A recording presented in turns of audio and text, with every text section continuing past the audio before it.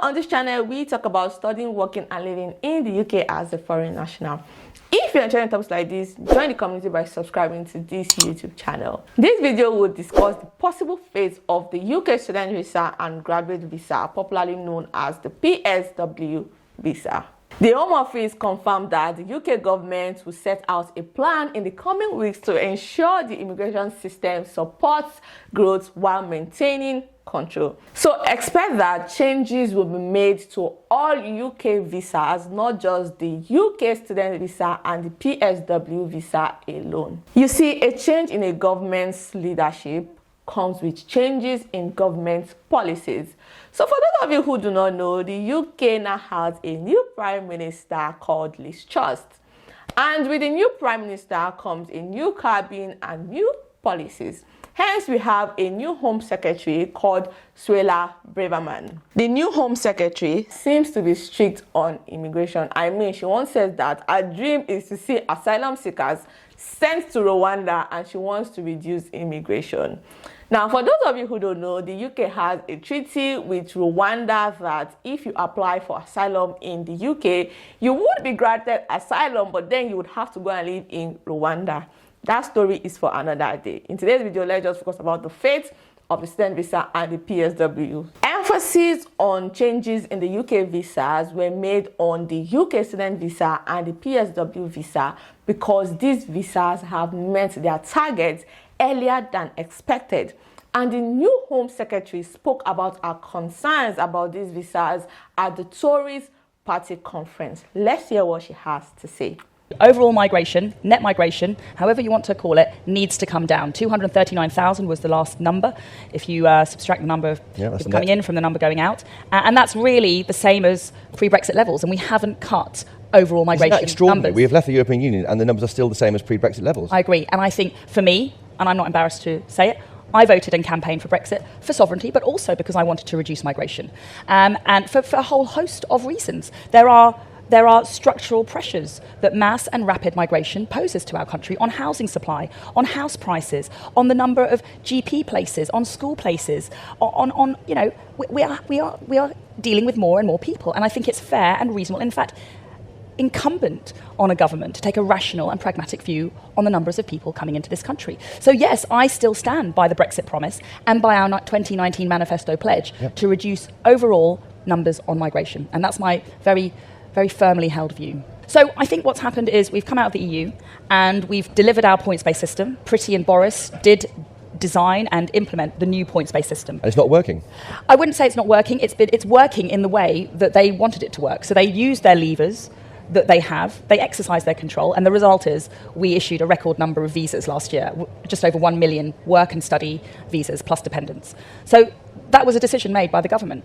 My view going forward is we have to use the levers in a different way. Okay. And I think we should start saying, right, we've issued a record number of visas. We still haven't got net migration down. My view is we need to start using those levers to pull the numbers down. I want to bring the numbers down. So I think we've seen, what we have seen in the last year alone, actually I've got the figures here, between 2021 and 22, we saw work visas, just in the space of 12 months, increase from 171,000 to over 300,000. That's a 94% increase.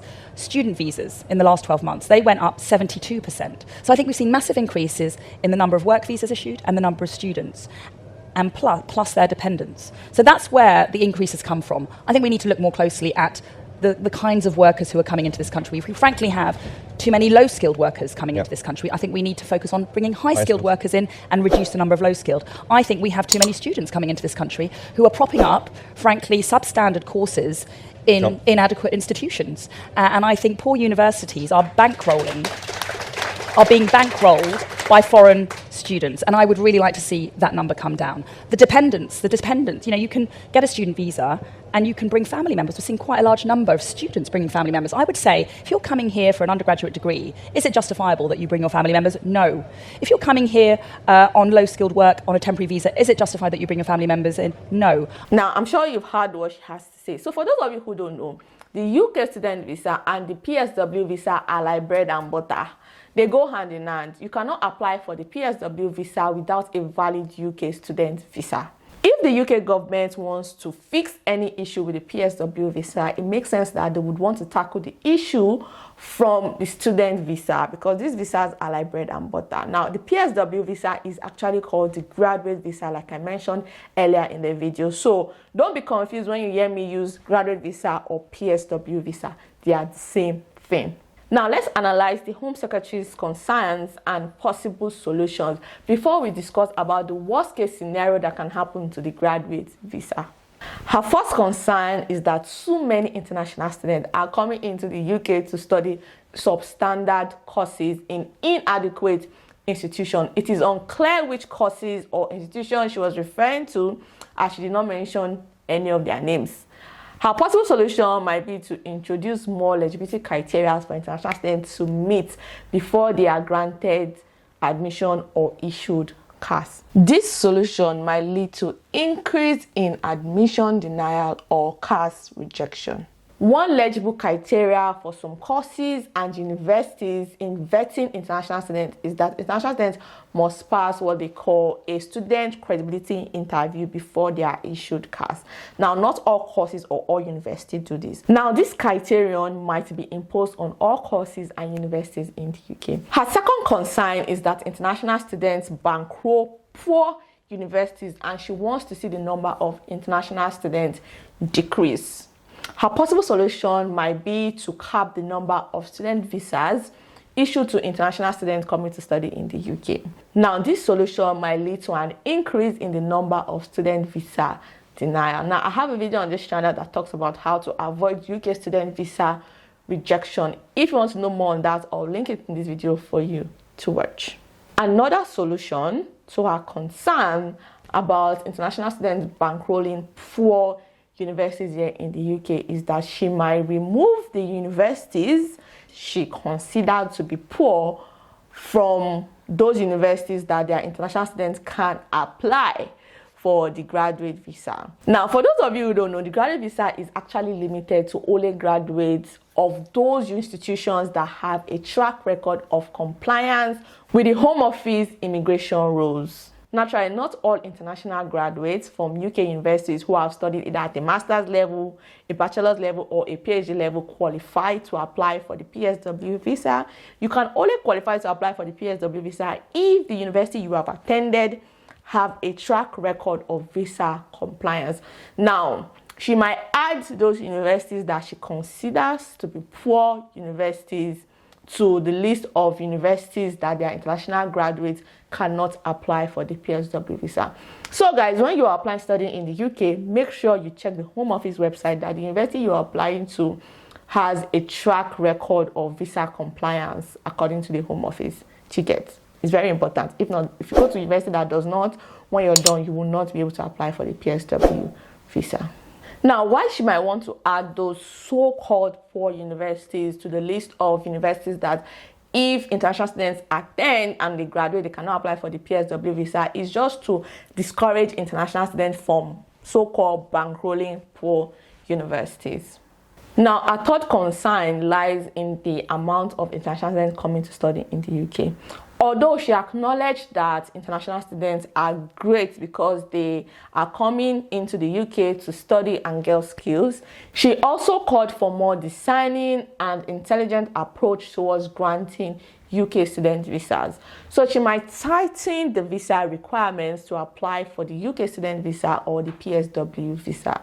She might also increase the student and the PSW visa application fee and the IHS fee. It is no news that the UK government reviews the visa application and the IHS fee for foreign nationals seeking to come to the UK to adjust for inflation yearly. The new cost of UK visas and the IHS fees are published every UK tax year on the 6th of April. We just have to wait until next year to see if she changes the prices of the UK student visa and the UK PSW visa application fee and IHS fee. Her fourth concern was that so many low-skilled workers are coming to the UK as dependents of international students on their student visas. and the UK needs highly skilled workers. Her possible solution might be that dependents above 18 years from certain countries might be required to write the English exam test to prove their English language proficiency so that they could integrate well into the British society, or possibly have at least a bachelor's degree or relevant work experience so that they can work as skilled workers when they get to the UK. Dependents might also not be allowed to do specific low-skilled jobs in the UK. Now, if you watched this video to this point, it means that you're finding some sort of value from this video. So give this video a thumbs up so that YouTube can recommend this video to as many people as possible so that you can also benefit from the information in this video. Our fifth concern was that international students are bringing too many dependents. So there might be a limit on how many dependents an international student can bring to the UK. Although international students and their dependents are not entitled to public funds or benefits in the UK, we must understand that the UK is an island with about 68.6 million people. Now, this 68.6 million people is split between 4 whole countries. So you see, the population in the UK is not that much, and the UK is quite a small island with 4 countries. So all the 4 countries in the UK, they are small. So for those of you who don't know, the UK comprises of Northern Ireland, Scotland, England, and Wales. In the year ending June 2022, about 486,868 sponsored study visas were granted to international students and their dependents, which was 71% more than in 2019. That was the last full year before the pandemic. These numbers could be alarming to the UK government because high levels of immigration can put a restraint on the UK's infrastructure, housing, and public services like the NHS. Considering that other foreign nationals also come through other UK visa routes to work and live in the UK. Now let's look at the worst case scenario that can happen to the PSW visa and the student visa. Now the worst case scenario is that the UK government will cancel the PSW visa just to discourage people from applying for the UK student visa. But be rest assured that the UK government will not cancel the student visa. They can only put rules in place to reduce the number of applicants for the student visa. The UK government might also want to cancel the PSW visa, considering that the UK has met its target for hosting 600,000 international students by 2030, earlier than expected. Now, for those who don't know, the PSW was once in existence. However, it was scrapped by Theresa May, who was the then Home Secretary in 2012, because she felt that the UK was too generous to give international students a whole 2 years after they studied to look for a job or probably switched under visa. So during the time of Theresa May, if you applied for the student visa, you would automatically get 4 months with the duration of your course of study to look for a job and switch to under visa. If you could not do it in 4 months, you had to go back to your home country. Now, this was a bit unrealistic for some international students because they could not secure a job in the UK that was willing to sponsor their work visa to stay back in the UK. Some international students could not even attend their own graduation. It was that bad. So what happened was that 7 years after the post-study visa was withdrawn, the UK Treasury lost just over £1 billion in tax. Likewise, there was a sharp drop in international students opting to study in the UK. So the PSW was reintroduced in 2019 by Boris Johnson to rectify this problem. Now, Boris Johnson was then the Prime Minister. Now, Boris Johnson reintroduced the PSW visa to help the UK economy to generate more taxes and position the UK as a top study destination for international students. Now, in 2021, the UK International Education Strategy promised to boost the UK's education exports to reach £35 billion annually by 2030. And guess what? The UK has already achieved its goal even before 2030. So for the UK government, the changes in immigration policies are all about politics growing the UK economy and putting the UK citizen first, as it should rightly be. So it is left for you as a foreign national willing to come to the UK to strategize on how the UK immigration rules can favor you as a foreigner, because the UK government is not creating these rules for you. Therefore, before choosing to study in the UK as a foreign national, ensure you have relevant work experience, professional certifications, and choose a course of study with good job prospects. So you do not have to rely on the PSW visa after your course of study, as you might be able to secure a good job and switch to a skilled worker visa or a scale-up worker visa after your course of study, because we are not sure of how long the PSW visa is going to be in existence. Now, I don't know where this misinformation has stemmed from, but most foreign nationals believe that the UK student visa and the UK graduate visa is for immigration purposes.